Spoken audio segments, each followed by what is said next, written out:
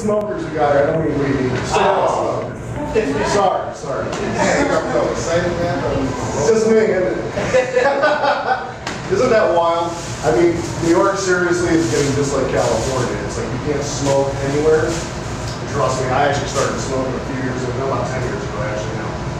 Kind of did it for depression reasons, and now I kind of do it off and on. What gets me is like when I'm standing outside my Brooklyn apartment and I'm smoking a cigarette, minding my own business, right? Standing there, looking at the traffic, whatever. And some woman jogger comes up. She's like, "Hey, Mr. Smoker, I jog 5 miles a day." Yeah, well, I have a car. I really respect people's wishes to breathe clean air. I just cannot stand obnoxiously healthy people. They piss me off the worst, Like the ones when you get up at like 5 in the morning and you see them along the street like this woman jogging. First off, 5 in the morning, if I'm awake, I'm pissed, okay? What in the hell is this woman even doing awake, let alone jogging along the side of the road? You see her with that happy expression, I fart gardenia look, I'm gonna live forever. Not if I run your ass over, Maybe I just clip through the door. There you go. Ah! Want a cigarette? Anyway, talk about women here. I was actually reading Cosmopolitan the other day, which doesn't make you gay, just puts me on a waiting list. Right up front. But at any rate, Cosmopolitan says that men and women think of different things when they have sex. Did you know that? Yeah. No. You knew that? Yeah. You know that? I didn't know that. She says you know. Did you know that? Really? I don't think they said women think of different things. I don't think women would know that, right? So, I talked to my girlfriend the other day, and I'm wondering, and I said, babe, what do you think about when we're having sex? She's like, oh, I think about how much I love you, and how awesome it is for the two of us to be together, and how we can share this most blessed and sacred event. What do you think about? Same thing. Is there any more Pop-Tarts in the freezer? The freezer.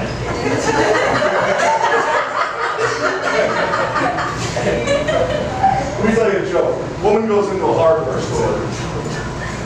She goes to buy a hinge. The man at the hardware store says, "You want to screw for the hinge?" The woman says, "No, I'll play for the toaster." You probably wonder why I said that joke. You probably heard that joke before. You probably wonder why I told it. Because you've never heard me tell it. And I'm going to tell you right now. Take 5 different comedians, they all tell you the same joke. You're going to get 5 different jokes. You just heard me say. Let's say Bill Cosby come out and told the same joke. First off, it would take forever for Bill to tell.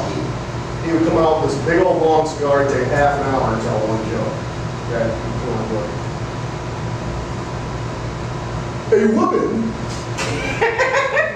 A woman walks into the hardware store. And she buys a hinge over there from the man at the hardware store, because you see that's where you buy the hinges from, over there next to the power tools and the weed whackers. Now let's say George Carlin tells the same joke, right? George, he's a word comedian, so he'd have to analyze everything. He'd be like, a woman walks into a hardware store. Why do they call it hardware? It's not all hard. You don't wear any of it. Now let's say Sam Kinison tells a joke. I bet you remember Sam Kinison. He'd be really pissed off if there was a woman.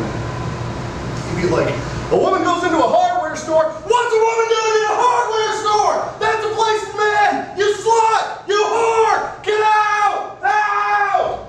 Go to the mall.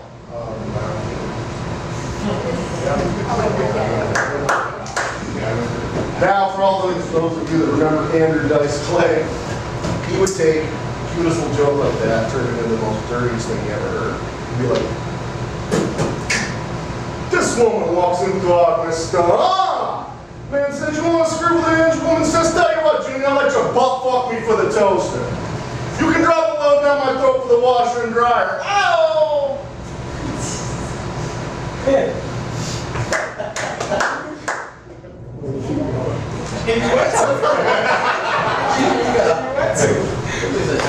You know, it's really great being here. It's really great being here in New York. After living a decade in Buffalo, let me tell you what, Buffalo, I don't know if you all have been there in January and February, but it is a real tourist mecca. It is ball shrinking cold in Buffalo in January and February. I mean, full-grown man's balls shrink up. Just pick around, itty bitty pellet balls, and suck up inside his body. Balls are the smartest part of man. They get cold or he gets in a fight, they're out of there. Ain't dangling around for this. If we listen to our balls, we live at peace in a warm climate. Well, we don't.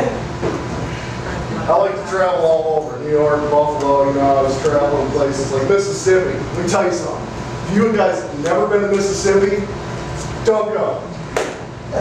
There is a town in Mississippi, it's called West Mississippi. It's in the north central part of the state. Exceptionally stupid people in Mississippi. I think there's a lot of, actually I know, there's a lot of inbreeding in Mississippi. A lot. A lot. A lot. More than you think. A lot. My theory is that people from other states won't fuck those people. It's just theory. It could be wrong. Not. But I could be. We're talking about traveling. I was driving out in the Midwest somewhere. I don't even remember where it was. I'm driving out along this highway somewhere. And I see this stand set up alongside, you know, people set up stands alongside the road selling different things. This dude has a stand alongside this freeway out in the middle of nowhere selling van seats. Seats for a van. Nothing else. You know, I'm cruising in my Mustang convertible and I'm looking at this sign and I'm thinking, you know, who in the hell buys van seats from a stand alongside the road? I mean, is this some kind of impulse buy I don't know about or something? I mean, picture this. Picture driving down the street, you know, Myrtle, driving this here van, standing up, getting to be goddamn uncomfortable. I like the van. I'm just saying, you know, if I had something to sit down on. Look at this, Myrtle. Look at this. When I got to shift the goddamn gears. Tell you what, Myrtle, keep your eyes open, baby. You see somebody selling van seats, you just let me know.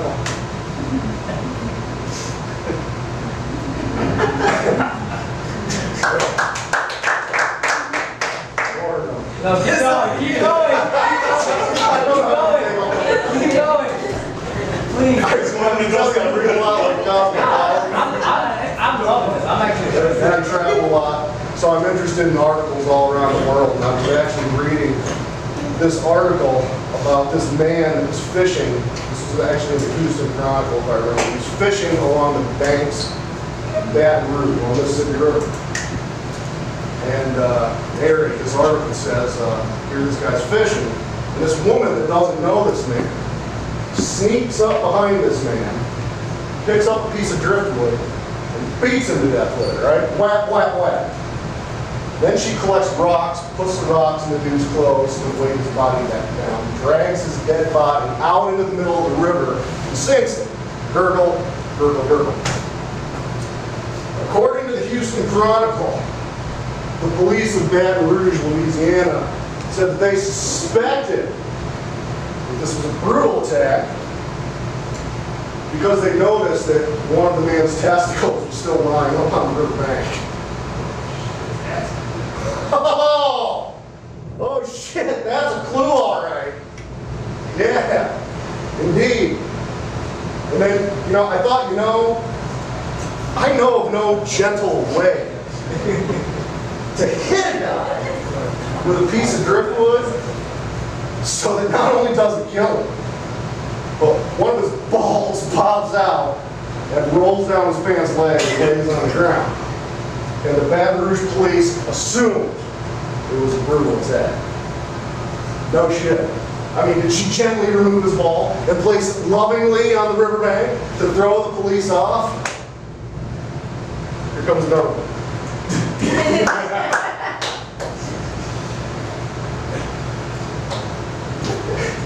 This is actually the New York Times. I don't even remember when this happened. It happened in Vermont and out in the Midwest somewhere. An Air Force fighter jet fell out of the sky and crashed into this Vermont Inn. According to the New York Times, it said that most of the guests of the hotel were caught by surprise. Most of them. Not all of them. That means somebody was expecting it. Somebody got up out there in the Midwest and said, you know, Myrtle, you know, I wouldn't be a bit goddamn surprised if an airplane didn't fall on our fucking head today. Wouldn't surprise me in the least little bit. Let me tell you what, an airplane crashes into your motel room and it don't surprise you, you are a hard son of a bitch to impress. No.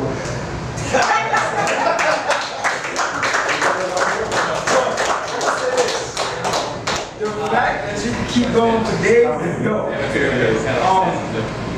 You have the confidence of a comedian, you have the poise of a comedian, and you have the, how you say it, the like vibe of a comedian. You just need sharpen material. Yeah. I know, but the good thing is that like you have that persona, like of being able to take on those traits. That's not something that's easy to do. So I like that. And you like addressing crowds, which is a good thing. Like the confidence was there. Yeah, the confidence. I liked it. Yeah, there's more.